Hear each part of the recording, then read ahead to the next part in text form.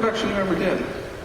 First professional production, I should say. First professional production was a thing called the Ken Campbell Roadshow. Ken Campbell was a genius, comic genius, who sadly died last year, but he created a company after his name, and he discovered me by accident in a box office called the Roundhouse Theatre in London.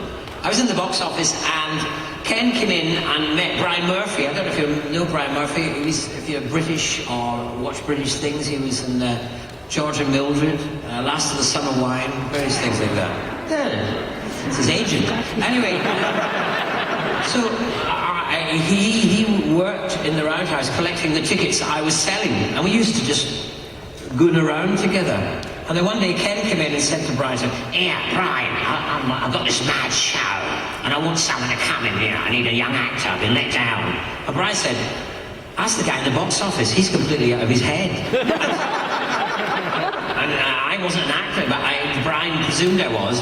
So Ken came up to me and said, "Yeah, would you like to join my show?" And I said, "Yes," because I said yes to everything. Good job I wasn't a woman. I was anyway. I used to say yes to everything. And I said yes, and then after he left, I regretted it, because I really liked the job I had in the Roundhouse. I was there once for the 75th anniversary of film, and I met Marlon Brando and Gene Kelly and lists of great people who came to the Roundhouse to celebrate the 75th anniversary of film. So it was a great place to work and be.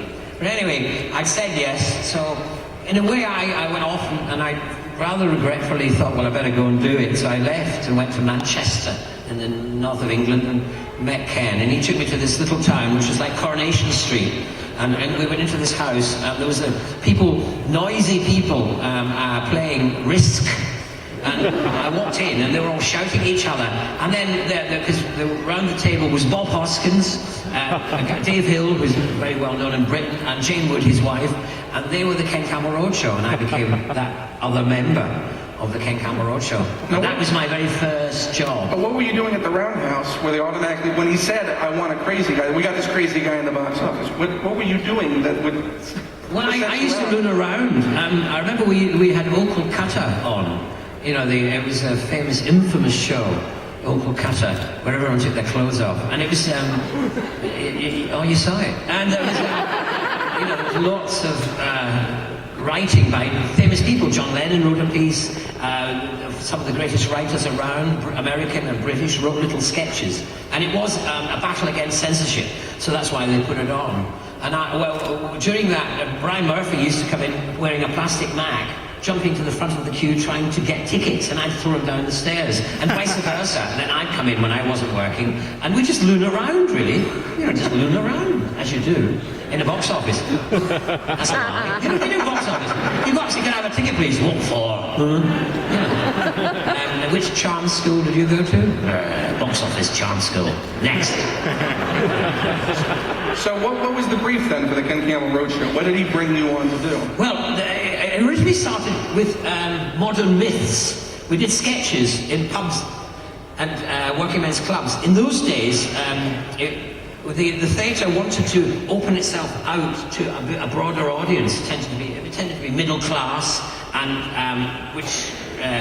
they wanted more working class people to come. So they decided to create a group, and it was the Ken Campbell Roadshow. And our job was to go into pubs and do sketches, or go to working men's clubs and do sketches. That's not an easy audience to go out and play. Hardest audience in the world. Best training. I never went to drama school, but I learned very quickly how to play an audience in those places. You had to grab them. Working men's clubs. Well, actually, they were as big as this. We played places like this. And you'd be on the stage, and at the back of the theatre, or the club, was a bar. And your job was to beat the noise from the bar.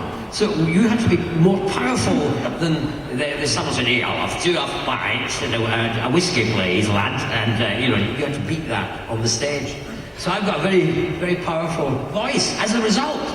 I didn't go to voice classes. I just learned that if I was going to survive on the stage, I had to project.